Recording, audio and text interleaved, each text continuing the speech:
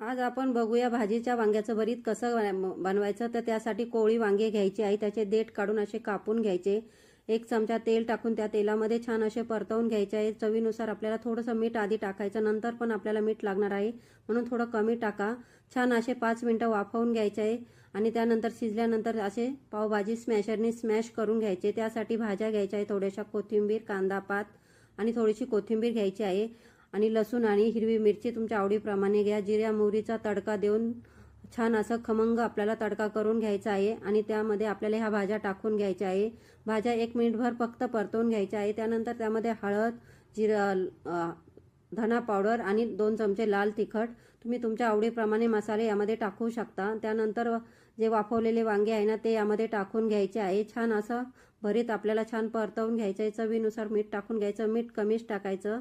तर भरीत तयार झालेलं आहे। चला चॅनलला सबस्क्राईब करा।